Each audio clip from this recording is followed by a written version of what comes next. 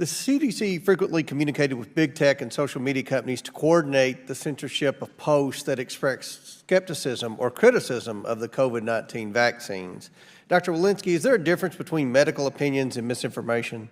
There are things that are scientifically proven over and over again in the literature, and those eventually become fact. But I think that there are ways to interpret that. Exactly.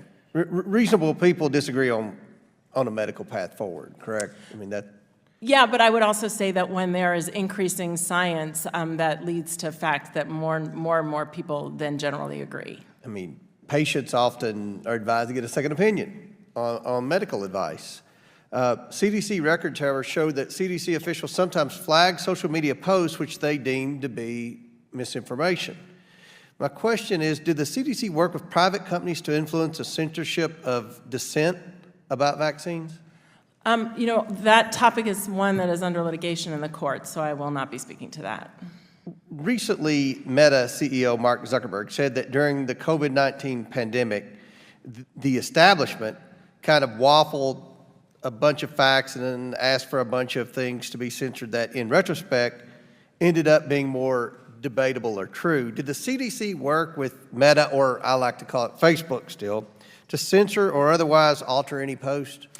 Here's what I can tell you. The most important thing that has gotten us out of this pandemic, I think, is our vaccine and how well they work and how safe they are. I understand that. And it was really important that the American people understand how well they worked and how safe they are. I understand it. But in terms of the communications, that is, again, something that I'm not going to speak to because it is currently under court litigation. So you're not going to answer the question? It is currently under court litigation. I hear that so much on everything we do. It's currently under investigation. Did the president take a bribe? Dr. Jackson, it's currently under investigation. Did the CDC ever work with Facebook to craft internal policies on censoring posts regarding the COVID pandemic? Again, this is something that is under court litigation. What I will say, though, it is so very important to get correct, factual information out to people to understand the overwhelming benefit of these vaccines over the very minimal risks. What about Twitter? Can you answer that? Again, under court litigation. So you refuse to answer the question? No, what I'm saying is it is under court litigation, and I will say that the most important thing that we were working towards at CDC is to get facts out to people so they understood in plain language what was important, which is that the vaccines I'm going to reclaim my time. Facebook's policy on coronavirus misinformation dated February 8th, 2021 said that it would purge, quote, false claims, including the notion that COVID-19 is man-made or manufactured.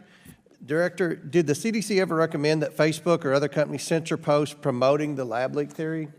We're speaking to the same thing. These are all situations that are under court litigation. I will not be speaking Did the CDC ever recommend that Facebook or other companies censor posts suggesting that vaccines did not prevent the infection or spread of COVID-19? What was most important to CDC was to get information about how well the vaccines were working and how safe they are. And you know, many of the questions, all of the questions that you're asking are along the same lines. They're currently under litigation in the courts. In one email, a CDC official tells a Twitter employee that, quote, CDC is working on a project with Census to leverage their infrastructure to identify and monitor social media for vaccine misinformation, unquote. And that they would, quote, like the opportunity to work with Twitter's trust team on a regular basis to discuss what they are seeing, end quote. So, Director, did the CDC work on a regular basis with Twitter or other companies to monitor or censor vaccine misinformation? Congressman, my answer is the same. It's the same line of questioning. We wanted to get important information out to the people so that they would favor vaccines because they were working. They were preventing severe disease and death. I understand. But it turns out that some of the perspectives that the government censored, like the lab leak theory and some questions about the vaccine, were correct all along. But the government censored that. A lab leak is possible. I would go even further to say the lab leak is probable. Even some in the government have admitted that. The vaccine did not stop spread or infection. I'm not saying it was completely bad, but it did not stop the spread or infection. I think, actually, if I could actually just correct that point, and that is initially it did. For the Wuhan strain and for the Alpha strain, all of the early data and the literature published in the New England Journal demonstrated that for those who worked, if you didn't get infected, that you were not transmitting it to other people, and it had very high efficacy early on, up to 96%. So and it that's part did of what change over time. I understand. I hate to interrupt, but my time's expired. But that's something that this committee is going to continue to investigate. But with respect to censorship, censoring dissenting opinions is unacceptable, and that's something else that this select committee needs to investigate. We don't need to see that ever happen again, and I look forward to trying to present the truth to the American people about what role the government played in censoring dissenting medical opinions, which may well prove to be true. Madam Chair, I yield back.